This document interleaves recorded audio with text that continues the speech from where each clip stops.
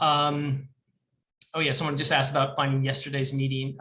You can find that also through the link of the pre-departure resources link that we should have sent out. So you can connect with me afterwards too if you can't find it, but you should have received an email from the study abroad advisor in your region on that one too. So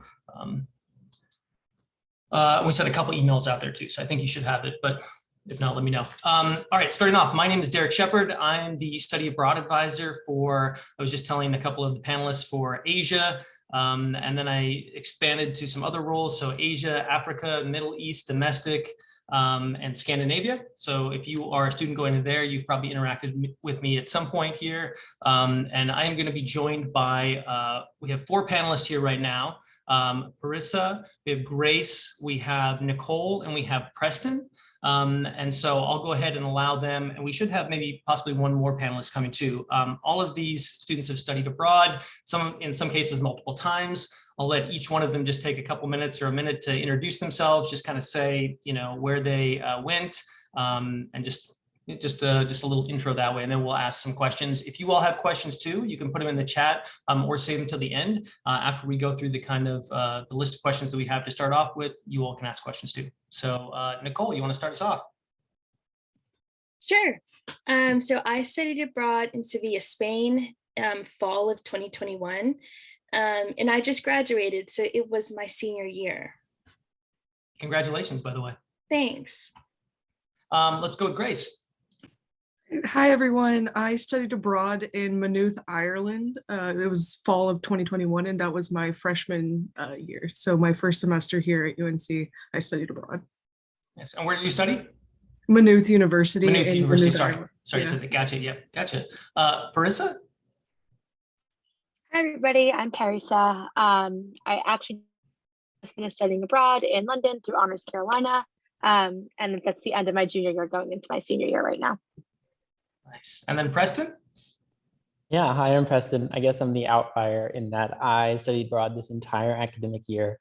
Last semester, I studied abroad at King's College London, in London. And then this semester, I am studying abroad in Florence, Italy. It's my last week here, but yeah, it's 11 p.m. here, but thanks for joining us so late. Appreciate yeah. that. And we can just kind of popcorn style, whoever wants to kind of chime into. Just the first question would be, what goals did you set for your experience abroad, and did you accomplish those when you went abroad? Anyone, any panelists can chime in. Yeah, I'll go first. So this being my first semester going to a university, I wanted to just try my hand at like being an adult and trying like new things of like a new healthy lifestyle, basically. And studying abroad in Ireland and European countries in general is just so easy to be healthy. I mean, with like not being able to drive to like McDonald's every weekend to go get something, but also like working out with people with like a like-minded idea of staying healthy. Awesome, thanks, Grace. I kind of had like 2 big goals. I'm pretty fluent in Spanish. I studied abroad in Spain, but my reading level was very elementary. And that was a big thing for me to try and kind of get up to a college level in writing and reading. And I did do a lot of writing in my classes. So I think I definitely accomplished that, of feeling more secure in reading faster, I noticed, in writing as well. I hadn't really noticed until I got back and I had to translate something, and I realized it just came much easier than it did before. And then also bouncing off Grace, as a senior, I really wanted to get a hand at like the real world as an adult. You know, I had control over my finances and my time, and I traveled to other countries as well. So, you know, I was traveling by myself or with just a handful of friends. So really, you know, having to, I don't know, grow up and really take responsibility for myself and my safety.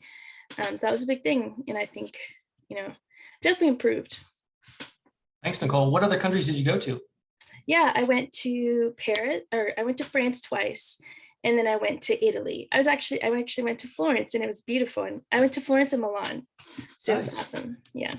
Nice, thanks. Yeah. what Yeah, else? I can kind of jump off that. And one of the goals I kind of set was to try to live like a local, and really try not to be a tourist, even though, part of my study abroad experience is definitely going to explore other cities and, go to museums and do all the touristy things, but try not to be a tourist, especially now that it's gotten warmer in Europe. I think there's so many more tourists than ever before, especially compared to my fall study abroad experience when COVID was still kind of around. So where there weren't as many, people traveling internationally.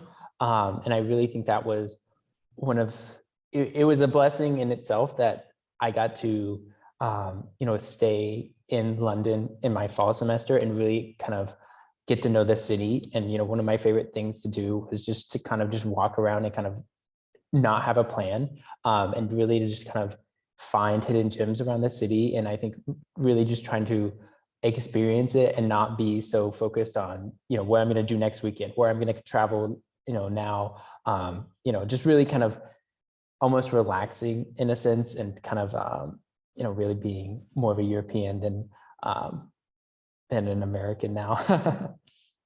Oh, that's great. That's great. I think Parisa might just be joining us again too, but we'll go on to the next question here. And thank you for sharing that. Were you a first-time traveler? And if so, how did this play out for you? How was it? Any first-time travelers abroad?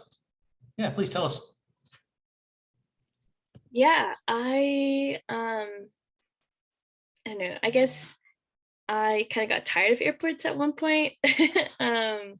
But no, a big thing, especially when I was in other countries where I didn't speak the language, a big thing is just kind of, being, problem solving on the spot.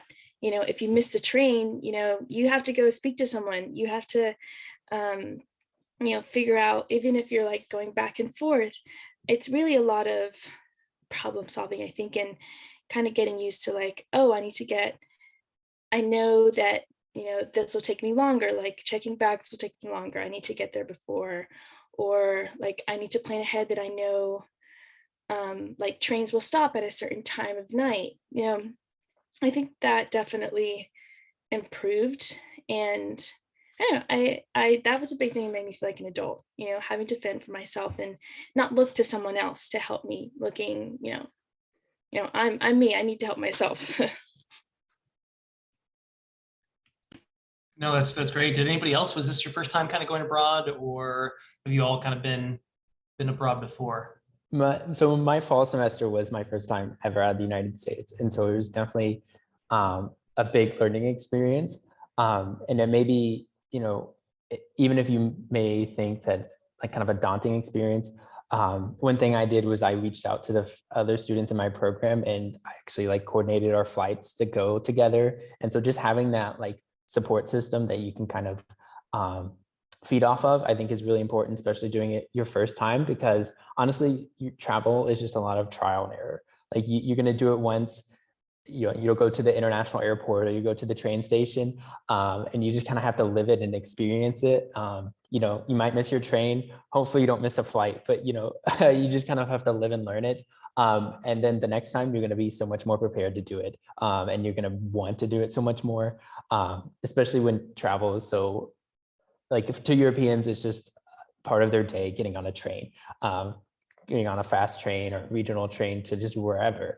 So it's just a lot of learning and just being able to take those, I guess, risks, or just like being open to things, I think is important for your study abroad. I appreciate that. Any other panelists want to say anything before I go on? I like how, Nicole, you mentioned the needing to kind of problem solve and just things that pop up. And Preston, I think you touched on this too. With that in mind, were there any challenges during your study abroad experience? Anything that really kind of, shook you, or that you learned a lot from, or just, yeah, anything that way? Any challenges you experienced? Yeah, I can definitely speak on this. it was all going well the whole semester until, of course, the last 2 weeks before I was about to leave, I got really, really sick. I had a fever. I had like nausea. It was horrible. And I like didn't know what to do. I was in a foreign country. I didn't know how like the healthcare system worked.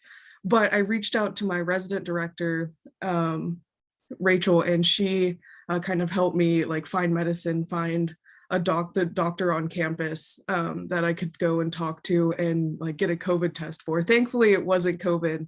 It was just some weird bug that I picked up. But that was definitely like the most challenging and most like scared that I've ever been abroad. But you're medically okay? That's good. Medically okay. Yes. Nice. Anyone else? Well, I'll just say that my first study abroad experience, like the first 2 weeks I was there in London, I hated it. I kind of got that culture shock of wanting to come home, and it was something I didn't expect I was going to get, because I was like, I'm going to England. They speak English. You know, if I get lonely or wanting homesick, I can go to go get comfort food or do something. There's other UNC students around. But because my program was an exchange program, there's a lot of Europeans with me, and I just had a hard time kind of making friends that weren't, I tried not to like rely on my the other UNC students. But it just, I just had a hard time making friends there. And so I just kind of learned a lot about, I think the most important thing I learned was it's okay to do stuff by yourself. And I learned so much about, being independent, and, being okay to go to a restaurant by yourself or go see a show by yourself. And honestly, it's kind of better sometimes because you're kind of on your own time. You can make your own decisions. You can leave whenever you want. You get there wherever you want. So I think just being able to, just adapt with that, I think is just really important and will help you grow as a person later on.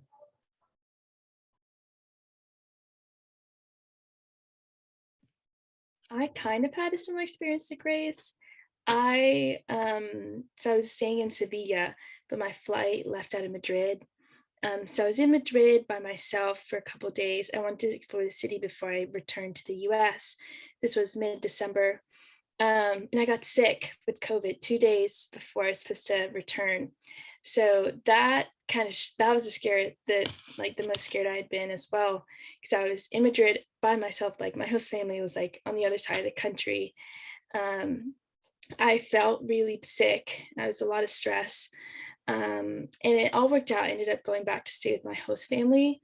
But I didn't return to the US until January 2nd. So I had to stay like 2.5 weeks. So yeah, that was the biggest thing. But I got in contact with UNC people in Spain, and then Caitlin was the advisor while I was abroad. So speaking with her, and they were very vigilant of making sure that I knew what resources I had. So you get to a point where you just have you get to a point where you can't just figure it out yourself. Like you need to contact other people. And UNC is really good at having resources, in your home country and in your destination country as well. Yeah, thanks for sharing that. And also, yeah, just to kind of follow up on that, any medical kind of stuff. I mean, most of you on your programs should be covered by Geo Blue insurance, but depending on your program, it may be a different kind of insurance as well. But you are definitely covered when you go abroad. And I'm glad, Nicole, that you were able to connect with Caitlin too as an advisor over here. And those that are in my region too, or even if you're not, you can always reach out to us here at our office. Some of you may be on faculty-led programs, in which case you'll have a faculty person to connect with as well. So we're definitely here for you. That's what we get paid to do. So please reach out if you have any issues, and we're here to help for sure, especially of the medical sort. So this is a question I don't really have on the list, but just kind of came to mind. Any funny stories? Anything that any funny experiences that you've had when you went abroad? I know I've had quite a few over the years. Anything that stands out that you feel comfortable in sharing, anyways?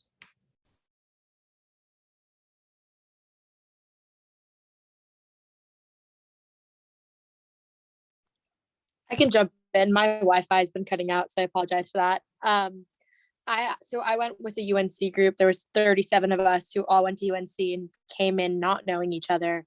I think the bat, that was kind of fun. And it was an odd experience to just like be strewn together with a bunch of people you should know, but you've never met. But I guess the best of it for me is we went on, we called them London experience trips, and we went on a London experience to Bath and Stonehenge. And our entire group, we have to write reflection after it, came out with the idea that Stonehenge was completely built by aliens, and that is what we were going to decide on as a group to present to for a semester-long project, which an interesting experience to go through. You're breaking up a little bit there, Teresa. Sorry. And to come to like an odd conclusion. But I think overall, just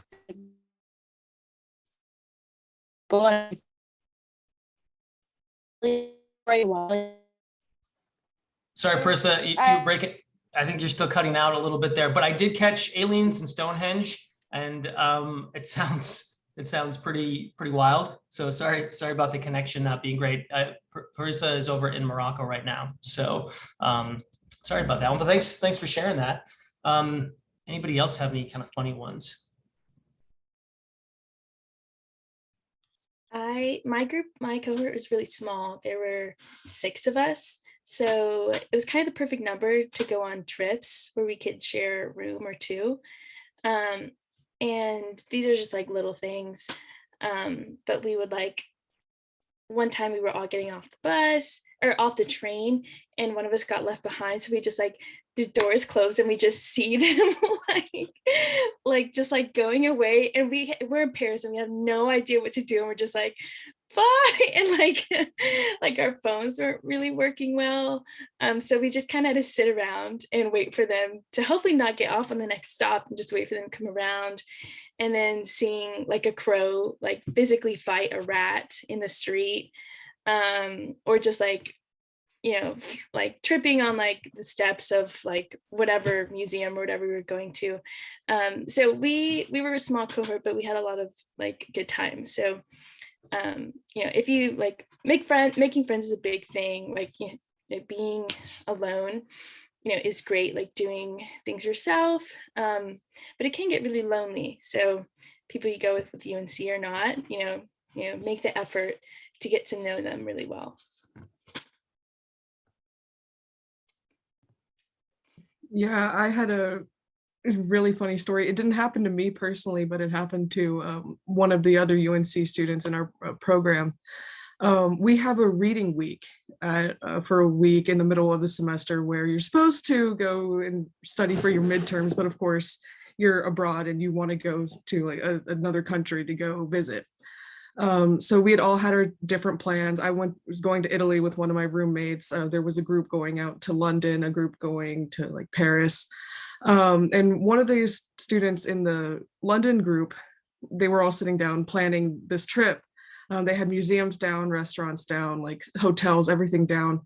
And a week before they go, one of the students on that trip realized that he never booked his flight. So he had everything planned out. He was so ready to go, but he didn't have a flight to go. And then he realized he just had to go and just cancel everything, and just ended up staying here and doing like what you're actually supposed to do, study for your midterms. I think he did better than all of us on this in that semester, but it was just a good laugh that we had. Nice. Preston, do you have anything you want to share, or should I move on? Not anything funny. I mean, I have like horror stories about people missing flights, missing trains, but nothing. All right, we don't want to scare Yeah. all the people off right away. But yes, no, that's great. How about another question here of did your identity play a part in your study abroad experience? How you identify in any kind of which ways did that play a part in your study abroad? And if so, how?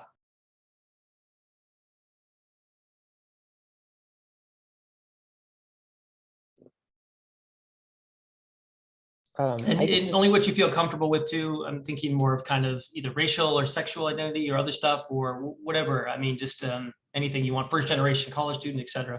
Yeah, I was going to build on that. As a first generation college student, that was mainly, my family never had left the United States before either. So I was never really raised in kind of an international, minded family, I guess. So that was part of the reason why, I, as a global studies major, really wanted to study abroad. And I guess that's part of the reason why I did it twice. But I think it's really great to just be able to take advantage of that while you're in college, because anytime you tell people that you're studying abroad, you all the time hear, oh, I wish I had done that in college, but no one says, I wish I had not done that in college. So I think it's just, you can't go wrong studying abroad. So I think it's just an amazing experience regardless, and you can make the best of any situation, I think. Come on, go. Come on. Get down. Come on.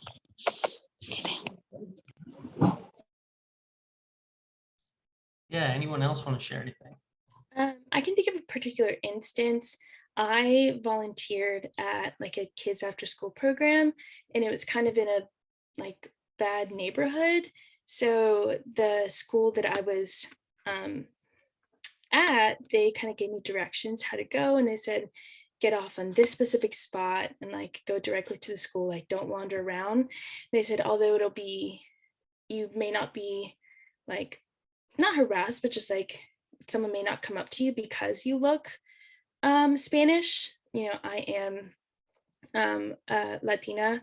So that's one thing. That's the only thing I can think of where they were like, you don't look like a particular like white American. That's the only thing I think of like, just being aware of your surroundings. Sometimes Americans aren't welcomed as well in certain parts. Yeah, that's something I can think of.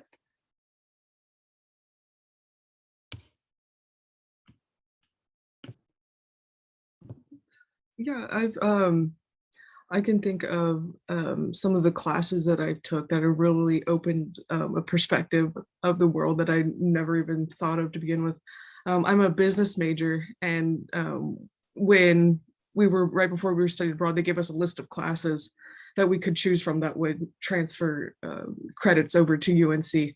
And there weren't many business classes, so I thought the closest thing to business is like politics. And they had like half the list was politics classes, political science classes. So I signed up for a bunch of those, and I learned about world politics, like global politics, politics in Ireland, and just the systems that they have set up in the world.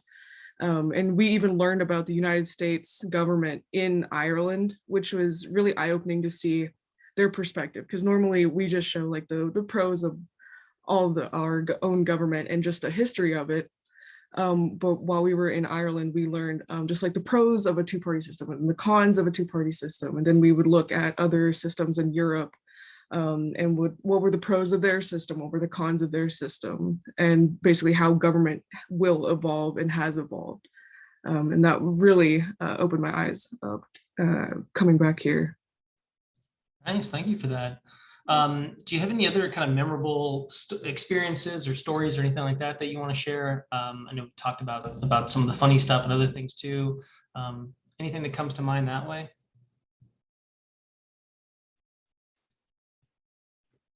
Probably saw the most beautiful place I've ever been to abroad. Went to Mallorca. It's one of the Balearic Islands off of Spain. They're Spanish islands, but we kind of get to a certain peak. We went to like this mountain, like a kind of like a mountain range, and there's a lot of people there, and we were kind of deciding what we were going to do next.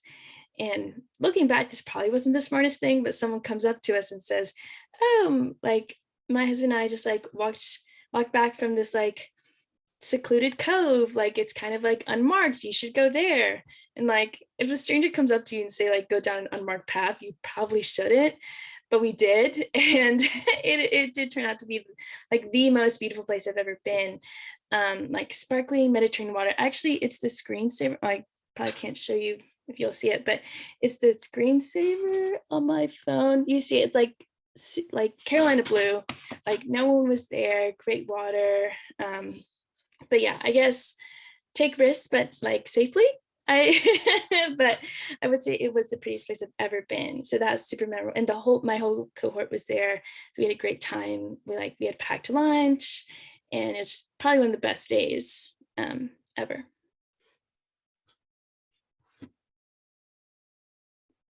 Well, I went to the prettiest place I have been to in my life this past weekend. I went to Lake Como. It's in like northern Italy by Milan. You may know it from where they filmed the scene with Padme and Anakin in Star Wars. There's a villa there, absolutely gorgeous. But yeah, there's just so many amazing places in Europe where you can see like crystal blue water, and it's just within like a train ride away, which is like the most incredible part. And especially when it's getting warmer, really take advantage of those days. If you study in the fall, take advantage of those first few months, and if you study in the spring, take advantage of those last few months, because when it's cold, it's just a different environment. But then I'll say my experience in London, my most memorable one was literally right next to where I lived was a movie theater. It was like the biggest movie theater in the UK, and they have movie premieres there for like the entire country. And so I like camped out all day long, and they had the movie premiere for Marvel's Eternal. So from a distance, I could see like the red carpet. The carpet was blue for some reason, but I saw like Angelina Jolie and Kit Harington literally like 30 seconds from where I live. And it was really just a crazy experience. And it just like wasn't something that was advertised. They just had signs up around it, if you just had to walk by to notice it. And then the event took place, and it was just really, really cool.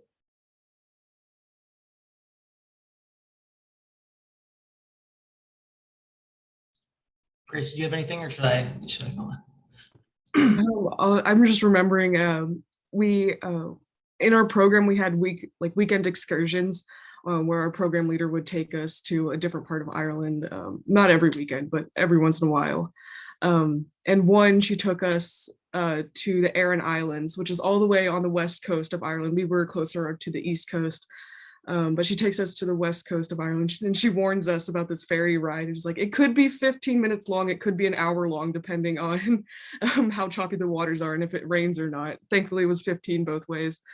But we get to the Aran Islands. It's this beautiful place where they like take care of sheep to take their wool and make these woolen sweaters out of. I've got one somewhere in my room. And we get there and it's a little raining, but we were planning on walking around and taking a bike tour of the Aran Islands. But of course it's raining and we couldn't do that. So we found the one like masseuse on the island that was advertised at the one hotel that was on the island. And we just spent this like wonderful evening with this very nice woman in her house, and she was just like telling us about like living in Ireland. And I believe she said that her daughter had studied abroad in the United States, and was just like, we were just connecting on that basis right there. But yeah, the coastlines were beautiful. It was just a beautiful place to be. Sounds like some great experiences for all of you too. I mean, I like what Nicole said too of take risks safely, I guess, and so like really getting out of your comfort zone. I imagine Preston, somebody you studied abroad multiple times too, and even Grace as well, like those experiences where you're not quite sure about the situation, or it's like something you've never done before, but really kind of just saying yes and going out there and doing that. I think it's really a great opportunity to kind of learn and grow. Obviously, that anytime you don't feel safe, to not be in those situations and to leave, but sometimes saying yes to things and really pushing yourself to try new things, I think is really great for students going abroad. In that vein, this is the last question, then I'll open up to some of the other students here. Do any of you have any words of wisdom or advice to pass on to students who are going abroad? Anything that they should think about or know? Yes, definitely. There's strength in numbers for one. So even if you're like an all girls group going out, make sure it's like a big group that you're going out, like maybe even invite some of the guys in your group to come with you, just so that like you feel safe. Yeah, there were some like experiences that we've had abroad that we wish that didn't happen, but thankfully we're all safe. And we were safe in the situations, and we were able to get people out of some unwanted situations. One thing I would say, which I wish I would have done, was plan a little bit better. you think, I mean, you're there 3-4 months, it's going to go by super, super quick.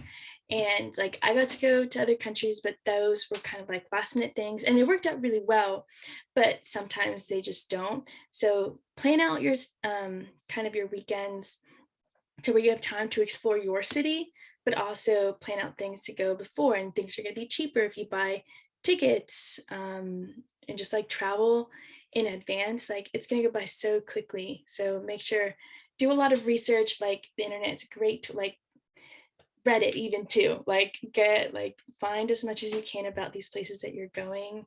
But yeah, plan ahead, but also leave room for just kind of like Preston said, just like walking around, like add that into your schedule.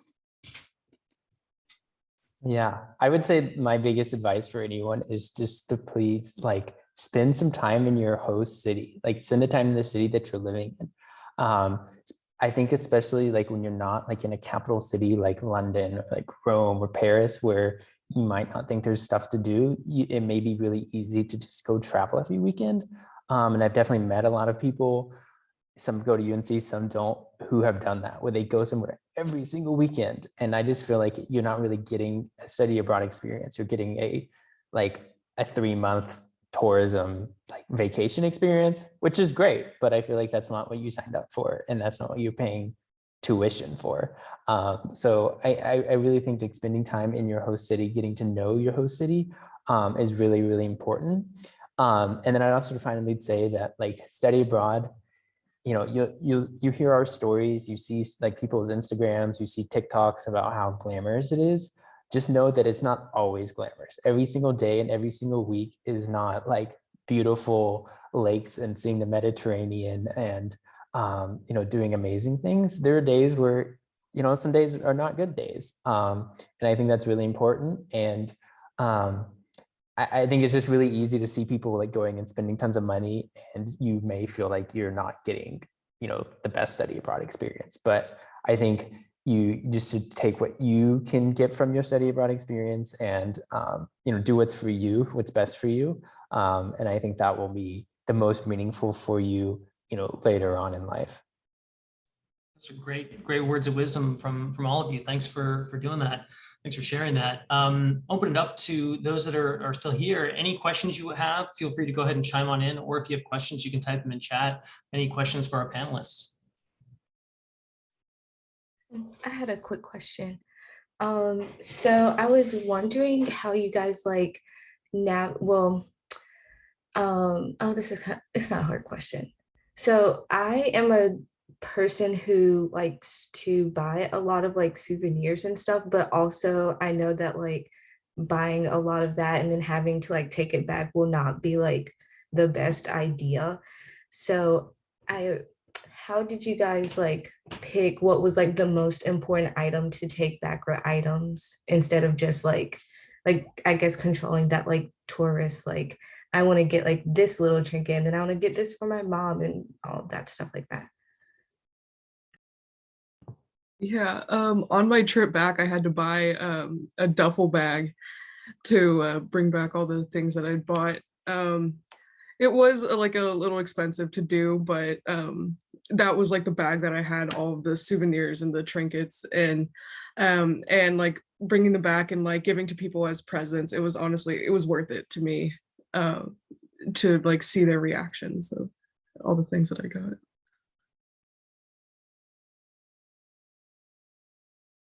I think definitely if you just leave a little room in your suitcase. I know people say pack light, and no one ever packs light. But I am a big person who likes to buy stuff too. But just knowing, yeah, you can like in my fall semester, I ended up having to get another bag and checking, but it was like Christmas time, and they just kind of let me do it without paying, or like my bag was overweight, I think it was, and it was like Christmas time, and so they just let me go.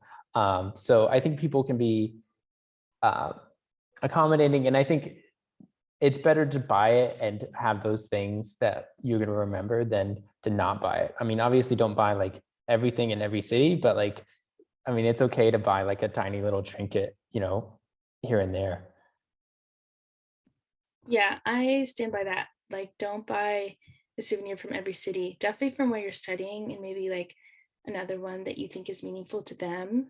But like people are just going to appreciate that you got them something. Like they know that you, like your bags are full, just like that you thought of them makes like something like a keychain or a magnet, like it's going to mean a lot to them that you thought of them while you were away.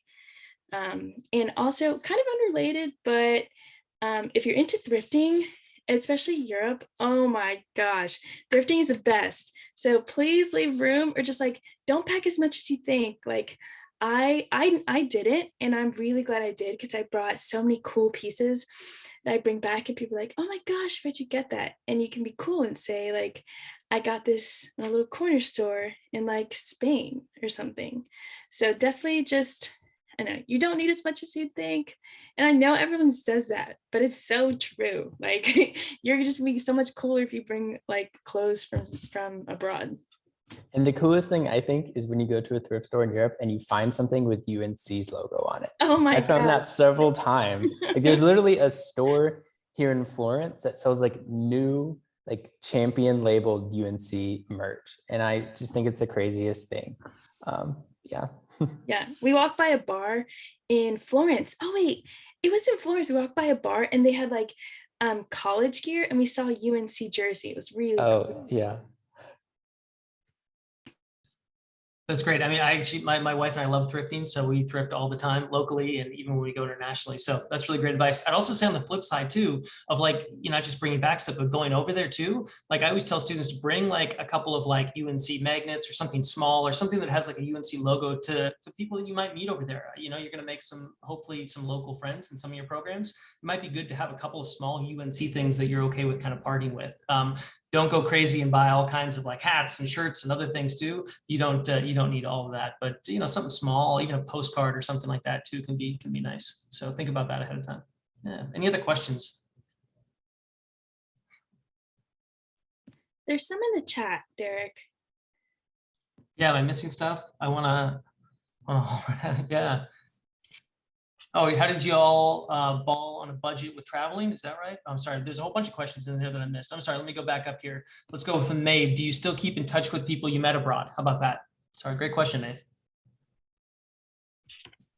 I do. I got really close with my host family. I lived with two host brothers who were two twin brothers who were my age, and then twin sister who is, she just turned 18 a couple of days ago. So for their birthdays, I text them.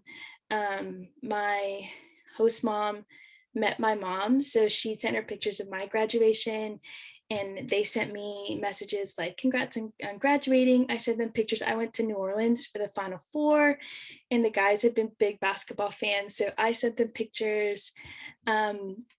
And also someone else's host mom and their daughter, I went over for dinner several times. So randomly I'll send them something. Like they'd given me some cups, so whenever I drink out of it, like I'll send them a picture. So I do. I think it's just kind of putting in a little bit of effort.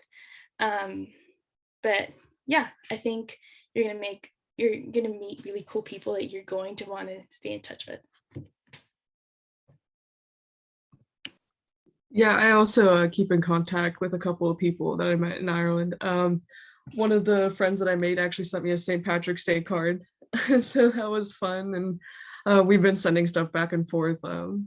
And another person that I met, we met in a powerlifting club in Ireland. So she'll post on her Instagram story like something about like some new PR that she just did, and then we'll like hype each other up, and I'll post something, then she'll hype me up, and it's a really nice little relationship that we've got going on. And also, I still keep in touch with people that I studied. I studied abroad over 20 years ago, and I still keep in touch with one person from my study abroad program. And I was in the Peace Corps, you know, almost, you know, over 15 years ago, and I still keep in touch with quite a few friends from that too. So I think you're going to meet people along the way that you're going to be hopefully lifelong friends with. So Luke asks, any issues with getting a visa? What advice do you have with that?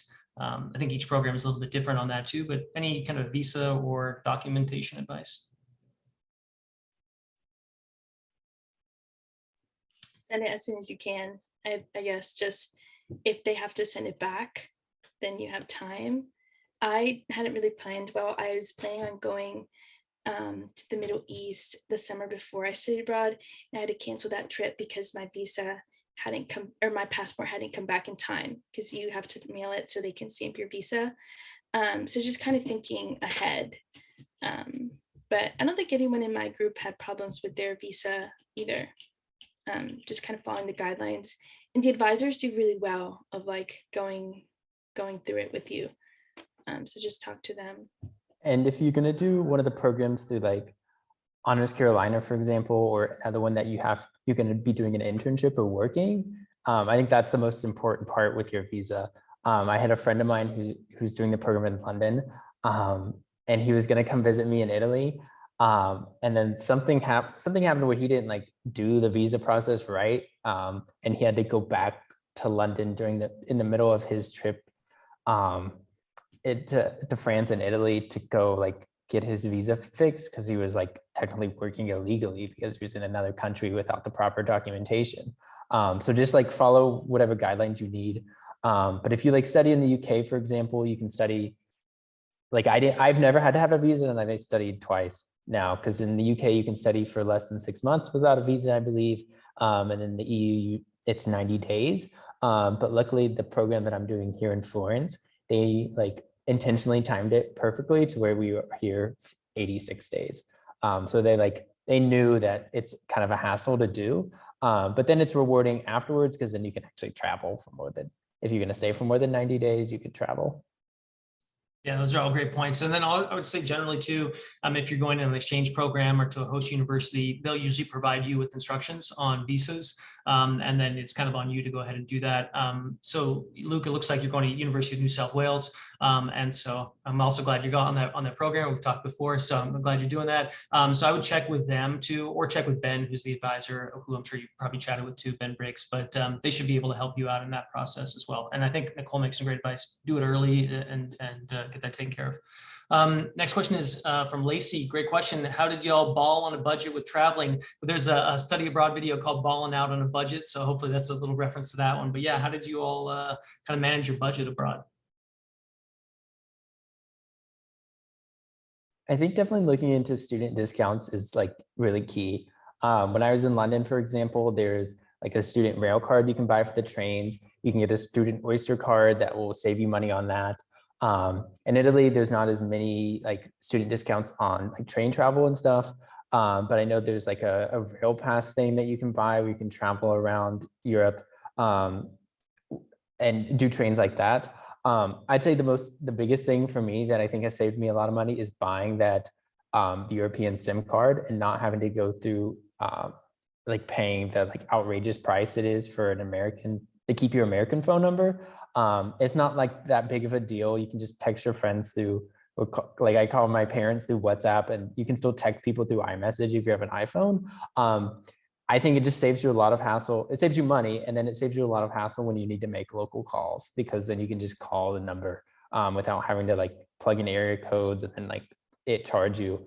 And it's just so much cheaper. It's like 15 euros a month for like 50 gigs of data. It's insane, and it just makes. That's the like the thing I'm not looking forward to next week is having to pay for my American phone service again. Yeah, it's cheaper abroad. What was that called again? Sorry, what called? Sorry, what was Ola? I'm sorry. What? Go ahead, Nicole, and we'll give Ola's question. Go ahead. Oh no, were you asking what something was called? I'm not sure. There was in chat, someone said, what was that called again? A SIM card is usually, I think that's what Preston was talking about. Each country has like, most countries anyways, especially in Asia and Europe, they've got like a SIM card that you can get that you'll just go ahead and take out your SIM card that you have in the US, whether that be Sprint or AT&T or whatever, and then just place it with the SIM card of the host country. It's oftentimes a lot cheaper to do it that way than getting an international plan. And as Preston said, there's all kinds of apps to be able to call, WhatsApp, Line, Kakao in South Korea. There's all different kinds of apps to be able to communicate with people. Highly recommended. Also, just a little pro tip here, make sure that you call your phone carrier ahead of time to let let them know that you are going to be overseas, and so that they can unlock your phone. And sometimes if you just get a new phone in the States, they might not want to unlock it, and that's because usually it's kind of sometimes is then sold over to Europe or elsewhere at a marked up price. So, but make sure that they unlock your phone. I actually forgot not too long ago when I went to Japan, and I couldn't. My phone was kind of bricked over there. I couldn't change out the SIM card. So even I, who have traveled a lot in my life, mess up on that sometimes. So make sure to contact that. If you're going to one of my pre-departures, I'll talk about it there too. But that's important. So, any other questions? A couple more minutes here if anybody has any questions. I will add something. Don't be afraid to ask about the student discount, like anywhere, like museums. I got to so many museums for free just by asking. Like, doesn't hurt to ask. And also, when you first get there, you are gonna want to buy everything you see because it's new. Don't do it. It's just like you're gonna see it over and over and over again, and you should just wait. Like if it's there now, like you're gonna see it later on before you leave. So just kind of be strong in the temptation.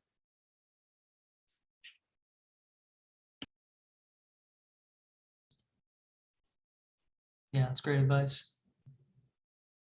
Anybody else? I have another question. I don't know if this is more like directed to like maybe the institution themselves, but like whenever we're like trying to figure out housing, like is that something that we should be doing on our own, as in like for like dorms, like like here how you have to pay for like a housing deposit and then you have to like pay for housing that way. Like would we have to figure that out on our own? Or is that like something that we could like talk to someone else about? Yeah, maybe I'll chime in here since you're going to South Korea on to Korea University, so that's my area. So yeah, you'll work with Korea University. They should have on-campus housing for you as well, if that's what you want to do. I would say for South Korea, when I went over to visit students there, some students lived in the dorms, some students lived off campus. So each, and for others in the chat listening too, each place is different, right? So it's just going to depend on the program that you're doing and the university or provider. Housing is going to work a little bit differently with each one. So once you're accepted to Korea University, they should provide you information on housing, and then you can kind of go from there. They won't necessarily hold your hand through it all, but you'll get to also meet other students here on Thursday for our pre-departure. You'll get to meet them and connect with them and kind of arrange for looking at housing together too, if you don't want to be on campus. So, but just for everybody, housing is going to be a little different for each person. And you can connect with your advisor on that one, or connect with past students maybe who did the program too. Sure. Thank you. And I have one last I guess budgeting thing is, if you know anyone who you may even like remotely know on social media that's like studying abroad, like near to where you want to travel, like ask them if you can sleep on their couch for 2 or 3 days if you want to live there. I think that's like the most cost-saving thing you can do, is like just having somewhere to sleep. I did that a couple of times and it really saved you a lot of money. And it also lets you kind of bond with that person that you may not even know, but they're definitely going to be, I don't know. I think people are just so much more like understanding and like will let you stay there, and then they can come visit you, because everyone just wants to go visit every country that they can. And save as much money as they can. So let me just piggyback off what you said, Preston. I think that's great. In fact, I do this all the time when I go abroad. As a former Peace Corps volunteer in Thailand, there's Peace Corps volunteers throughout the world. So wherever I go, I contact Peace Corps. We get a Peace Corps group, and then I go and I crash kind of with the people there, because usually they've been there for a couple of years and they know the language, they know the culture. So it actually is a great way to kind of get a more kind of local experience, if you will. And so I highly recommend that. Also, if any of you are studying, let's just say you're studying in Germany, but you want to go to Italy or whatever, you can also reach out to myself or another study abroad advisor and said, hey, could you connect me with a couple of students that are studying there right now? And in which case, students that are, say that they're open to being communicated by other students, we can kind of put you in contact with them and you can kind of arrange stuff too. So great idea, Preston, great way to save money, and also just to kind of get like it's almost like a home cooked meal, if you will, or just kind of like, get somebody that knows what they're doing there to be able to show you around, or, just tell you about the place. So good idea.